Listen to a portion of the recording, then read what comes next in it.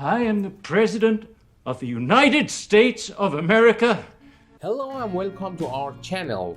Today we're counting down the top 10 movies starring the legendary actor Daniel Day-Lewis. So grab some popcorn and get ready to discover some unforgettable films. Let's get started.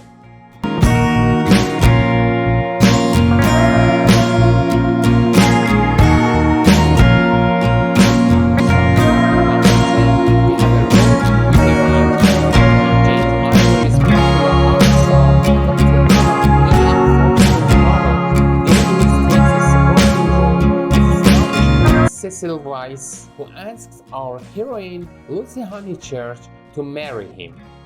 Lucy, anxious to put the memories of a failed love affair behind her, accepts even though she has questions about a husband who would prefer to take a walk while reciting novels out loud over rather than play tennis with her. Day-Lewis plays Cecil very dryly, to the point where at times he doesn't even realize he's making a joke, which only helps to make a room with a view even more enjoyable.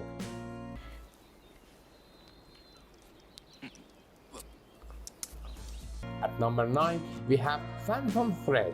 In what he said will be his final film performance, Day-Lewis portrays Reynolds Woodcock, a top London fashion designer in the 1950s, a confirmed bachelor who regularly goes through a parade of beautiful young would-be muses, who are eventually shown the door by his business partner and sister Cyril. However, when he encounters young waitress Alma, Reynolds thinks that he may have found his true inspiration.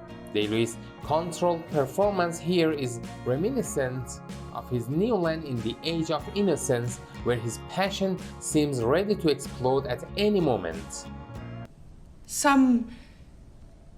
What? Distance! Moving on to number 8, we have The Boxer. Newly released from prison, ex-boxer Danny Flynn returns to his Belfast home, vowing not to return to his old ways of fighting for the Irish Republican Army. Easier said than done. After opening a legit boxing club for boys, Danny soon runs afoul of a ruthless IRA lieutenant who seeks to see that Danny is executed.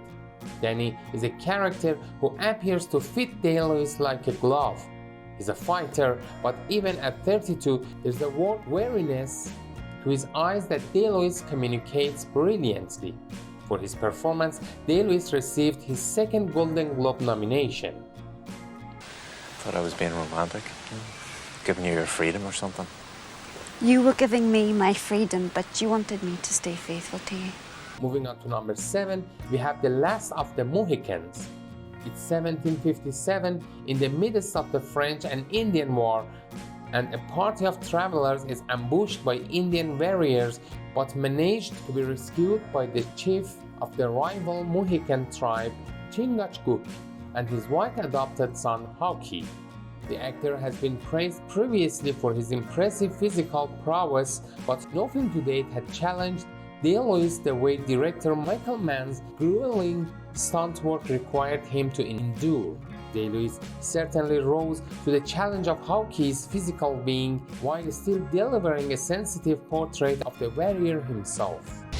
Submit, you hear? You're strong. You survive. Stay alive no matter what occurs. I will find you. At number 6, we have The Age of Innocence. The Age of Innocence is not a film that immediately comes to mind when you think of Martin Scorsese movies, nor is it one when you think Daniel Day-Lewis. But the pair's first collaboration captures a raging passion bubbling just underneath the norms of society. Day-Lewis plays Leland Archer, who intends to marry May Welland, a respectable young woman in 1870s New York society, when May's cousin Countess Ellen Olenska swoops into town and into Newland's heart.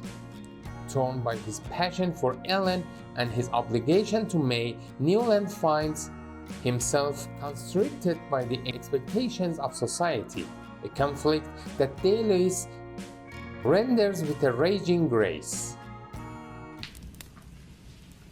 Why? Because there is no other woman? No, because I don't mean to marry anyone else. Moving on to number 5, we have Gangs of New York. In Martin Scorsese's sprawling epic of New York in the 1860s, Day-Lewis portrays Bill the Butcher Cutting, a kingmaker who is beholden to the politically powerful boss to it, who uses Bill's brutal anti-Irish and anti-Catholic gang, the Natives, to quash the growing influence of immigrants. Enter Amsterdam Vallant, who leads an army of his own and is determined to bring down Bill not just for his politics, but as revenge against Bill for killing his father. Gangs of New York brought Day-Lewis his third Best Actor Oscar nomination. Whoopsie daisy! Now it's good and broke. I can't seem to get anything right tonight. Moving on to number 4, we have In the Name of the Father. Based on a real-life event, Jim Sheridan's biodrama focuses on construction worker Gary Conlon, who is rounded up with 3 other men, including Gary's father Giuseppe, and tried for the 1974 bombing of a British pub that killed 5 people. Their case comes to the attention of human rights defense attorney Gareth Pierce, who unearths evidence that could change the outcome of the case. The second of 3 collaborations between Day-Lewis and writer-director Jim Sheridan, In the Name of the Father, garnered Oscar nominations for Sheridan, Day-Lewis, Postlethwaite, and Thompson. You gonna let him fucking dig, eh? You gonna let him fucking dig? Hit me harder. Hit me, lad. Hit me fucking harder. Hit me fucking harder. Well, what's in your fucking life? Hit me like a real father. Coming in at number 3, we have There Will Be Blood. Paul Thomas Anderson's There Will Be Blood brought Day-Lewis his 2nd Academy Award. Day-Lewis portrays Daniel Plainview, a silver prospector who in 1902 discovers oil near Los Angeles. Plainview establishes a small drilling company there and begins a life devoted to power, leverage, and most of all, money. On paper, Plainview would appear to be an out-and-out villain, but what Day-Lewis brings to the table is an ability to suggest that there's much more to this character than just what we see, and he managed to keep us hooked on that possibility throughout the entire film. I drink your milkshake. I drink it up! Now, prepare for number 2, Lincoln. For his performance as Abraham Lincoln, Day-Lewis won the Best Actor Oscar as well as a Golden Globe and the SAG Award. Day-Lewis's Lincoln is an unexpected creation far from the great man orator that has become the Lincoln cliché. He has chosen to give Lincoln a surprisingly high-pitched voice and present him as a thoughtful leader passionate about keeping the Union together and getting the 13th Amendment passed.